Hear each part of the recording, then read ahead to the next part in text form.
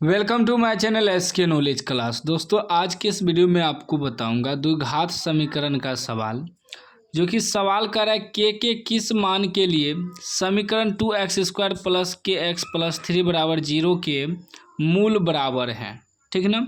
तो ध्यान से इस वीडियो को आपको देखना है। कह रहा है कि इस के का मान निकालने का है, जिसके लिए कि समीकरण का मूल जो है बराबर है, दोनों मूल बराबर है, यानी कि विवेचक निकालेंगे। विवेचक जब निकालेंगे तो हमें के का मान जो है मालूम हो जाएगा। ठीक है ना। तो इसके लिए कुछ कंडीशन है, उसको समझिएगा। ठीक है ना। पहले देखिए, ये आपका x² का जो गुणांक होता है वो a होता है, और x का जो गुणांक होता है b होता है, फिर लास्ट में अचर पद जो होता है वह c होता है। तो लिखेंगे a बराबर आपका 2 हो गया। उसके बाद b बराबर क्या हो जाएगा, x का गुणांक। ठीक है ना। x² का गुणांक जो होता है, यानी कि बगल में जो भी गुना है x² के बगल में, वो a हो जाएगा। b हो जाएगा x का गुणांक, जो है x का गुणांक k है तो k लिखेंगे। उसके बाद c बराबर लिखेंगे, अचर पद जितना है सारा लिख देना है, 3 है तो 3 लिखेंगे। अब यहाँ सवाल कर रहा है कि मूल बराबर है, समीकरण का मूल बराबर है, तो इसके लिए 3 कंडीशन होता है। ठीक है ना।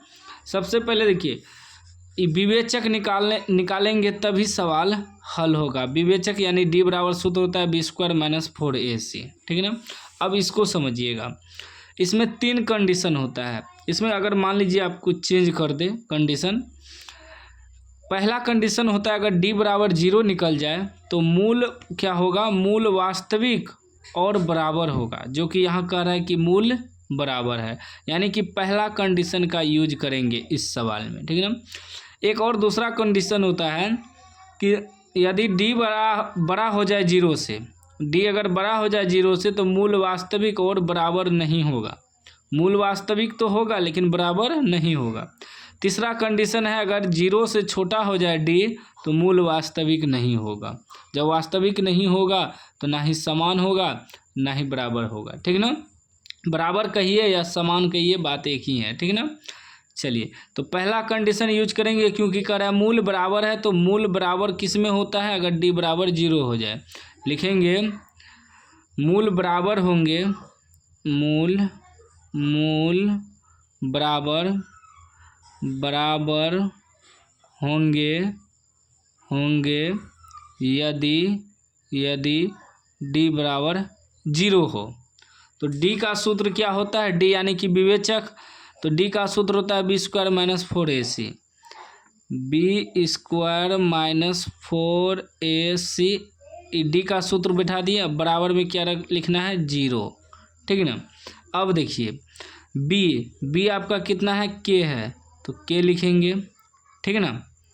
k लिखेंगे -4ac, 4 Guna a Guna c, a कितना है 2 है, गुना c कितना है 3 है, बराबर 0। अभी क्या हो जाएगा, ये हो जाएगा k² - 4 दूनी 8, 8 दिया 24 बराबर 0। ठीक है ना। उसके बाद देखिए, जब k² बराबर निकालेंगे, क्योंकि हमें k का मान चाहिए ना, तो k बराबर क्या हो जाएगा, ये माइनस है तो उधर +24 हो जाएगा।